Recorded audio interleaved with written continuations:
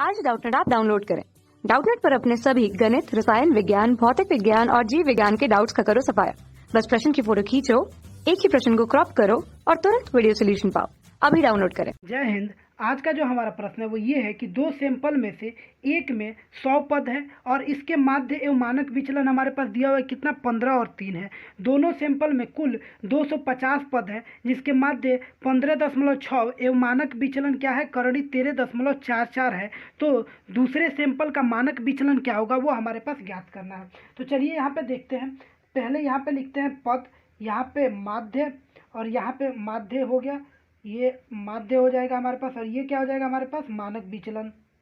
क्या मानक विचलन। तो यदि यहाँ पे देखें तो पहले सैंपल में कितने पद हैं तो 100 पद है और उसका माध्य क्या हमारे पास प्रश्न में दिया हुआ है 15 दिया हुआ है तथा मानक विचलन कितना दिया हुआ है तो 3 दिया हुआ है और तथा दूसरे पद का कुछ नहीं दिया हुआ है तथा कह रहा है कि जो कुल पद है वो कितना है 250 है। कुल पद कितने हैं तो 250, ये क्या है ये कुल पद है और इसका माध्य कितना है कुल पदों का तो कुल पदों का जो माध्य है वो हमारे पास कितना है 15.6, कितना है 15.6 और जो इसका मानक विचलन है वो कितना है हमारे पास वो है करड़ी 13.44। ये हमारे पास प्रश्न में दे रखा है। अब यदि यहाँ से हम लोग क्या करें कि इस पद को निकालें तो ये क्या हो जाएगा 250 और -100 यानी कि ये कितना हो जाएगा दूसरे पद,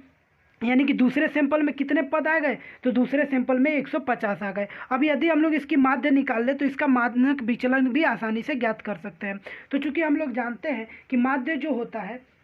पहले पद में हम लोग चलते हैं और जानते हैं कि जो माध्य होता है यानी कि x इसको इसके माध्यम को x1 से सूचित करते हैं। तो जो माध्य होता है वो बराबर होता है पदों के योग्य बटा पदों की संख्या के, यानी कि x1 + x2 dot dot dot ऐसे कहाँ तक x100 बटा में क्या आ जाएगा हमारे पास पदों की संख्या कितनी है 100 के बराबर होता है। तो चूंकि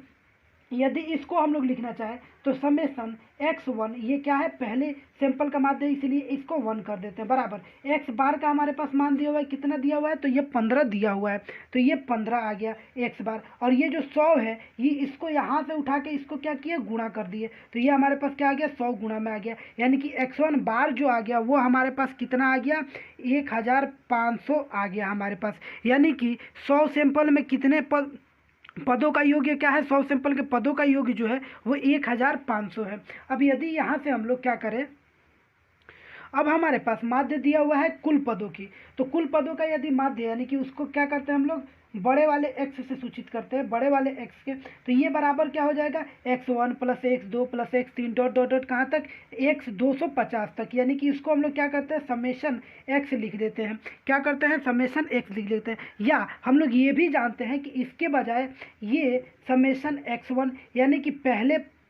सैंपल में पदों की योग्य और प्लस दूसरे सैंपल में पदों का योग्य और बटा में क्या आ जाएगा दोनों की संख्या यानी कि दोनों के पदों की संख्या और दोनों की पदों की संख्या कुल संख्या कितनी है 250 है और ये क्या हो जाएगा ये x बार हो जाएगा यानी कि कुल माध्य, यानी कि कुल माध्य हमारे पास कितना दिया हुआ है 15 दिया हुआ है। तो यहाँ से यदि हम लोग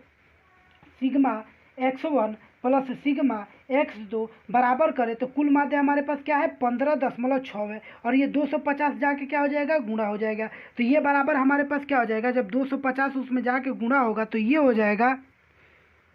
3900 ये हमारे पास प्राप्त हो गया। अब ये हो गया हमारे पास प्राप्त। तो यदि हमारे पास अब क्या करें सिग्मा x1 हम लोग यहाँ पे देख चुके हैं तो हमें सिग्मा x2 यदि निकाल लें तो दूसरे सैंपल का हम लोग क्या माध्य बता सकते हैं। तो ये क्या हो जाएगा इधर प्लस में है तो इधर उधर जाएगा तो क्या हो जाएगा माइनस में हो जाएगा यानी कि 3900 माइनस में क्या आ जाए 1500। तो ये हमारे पास कितना आ गया तो ये हमारे पास निकल के आ जाएगा 2400। कितना आ गया 2400। तो अब ये तो आ गया कि दूसरे में पदों की संख्या हमें पता है कि 150 हो गया हम लोग ज्ञात कर चुके हैं और इसका माध्य भी आ गया यानी इसके पदों के योग्य भी आ गए। तो यानी कि अब हम लोग दूसरे का माध्य देखें कि क्या होगा तो पदों का योग्य बटा क्या आता है पदों की संख्या आती है। पदों की संख्या कितनी 150, 1 0 से 1 0 कटेगा ये कितने मर्त में जाएगा ये हमारे पास चला जाएगा 16 मर्त में। कितने मर्त में 16, यानी कि जो दूसरे सैंपल का माध्य आएगा वो हमारे पास कितना आ जाएगा दूसरे सैंपल का माध्य आ जाएगा हमारे पास 16। यानी कि यदि ऊपर हम लोग भरना चाहें तो यहाँ पे क्या आ जाएगा हमारे पास यहाँ पे आ गया हमारे पास 16। अब हम इसका मानक विचलन ज्ञात कर सकते हैं। तो चलिए देखते हैं कि दो समूहों के लिए जो मानक विचलन का सूत्र होता है वो क्या होता है। तो ये जो सूत्र होता है वो क्या होता है, ये जो सूत्र होता है वो होता है दो समूहों के लिए मानक विचलन n1 यानी कि पहले समूह में पदों की संख्या रो1 यानी कि उसका मानक विचलन, और d1 जो होता है वो क्या होता है, विचलन होता है, और दूसरे समूह में पदों की संख्या उसका मानक विचलन और क्या होता है, विचलन, और बटा कुल पदों की संख्या। तो यदि यहाँ से हम लोग सबसे पहले d1 d2 ज्ञात कर लेते हैं तो d1 जो हो जाएगा वो क्या हो जाएगा, वो हो जाएगा हमारे पास x1 बार माइनस x बार के। तो ये हमारे पास कितना निकल के आ गया, 0.6 निकल के आ गया। और यहाँ से d2 निकाले तो d2 जो होगा हमारे पास वो क्या हो जाएगा, x2 बार और माइनस x बार के, यानी कि ये निकल के आ गया हमारे पास कितना, 0.4 ज्ञात हो गया। तो अब ये जब ज्ञात हो गया तो अभी इसमें से इस सूत्र के द्वारा तो अब हम आसानी से इसका मान हमें सभी पता है, तो मान रखते हैं n1 कितना है, n1 है हमारे पास 100, और रो1 कितना है, रो1 यानी कि मानक विचलन पहले पद का कितना है, तो पहले पद का 3 है, और उसका वर्ग करेंगे तो क्या हो जाएगा, 9 हो जाएगा, प्लस d1 यानी कि d1 हम लोग कितना निकाले हैं, 0.6 का वर्ग करेंगे तो 0.36 हो जाएगा, प्लस n2 कितना है, तो 150 है, और रो1 कितना हम लोग ये तो हमें ज्ञात ही करना है, रो1 का वर्ग, और प्लस d2 कितना है, तो d2 0.4 है, इसका वर्ग करेंगे तो 4 चौका 16 यानी कि 0. क्या हो जाएगा हमारे पास 16 हो जाएगा, और बटा कुल पदों यानी कि n1 प्लस n2 कितना हो जाएगा, तो ये हो जाएगा हमारे पास कितना, तो कुल पदों की संख्या हमारे पास 250 है। तो ये हो गया। अब क्या करते हैं, और ये हो गया।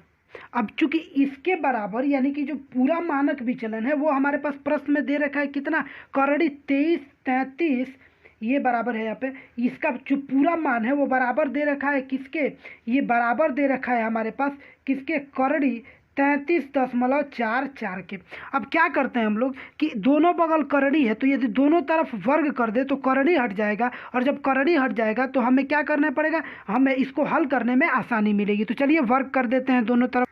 तो जब यदि इसका हम लोग वर्ग करेंगे तो ये हमारे पास क्या आ जाएगा, 33.44 बराबर आ जाएगा, करड़ी हटेगा तो जब ये क्या हो जाएगा, ये हमारे पास है 100, कितना है 100 है, और गुणा क्या करना है 9.36 से ये, और प्लस में क्या है 150 रो2 का वर्ग है हमारे पास, और प्लस में जब इसमें गुणा करेंगे 150 से तो ये क्या आ जाएगा हमारे पास 24 आ जाएगा, और बट्टा में क्या है, बट्टा में है हमारे पास 250, ये हो गया हमारे पास। अब क्या करते हैं, इसको गुणा करते हैं,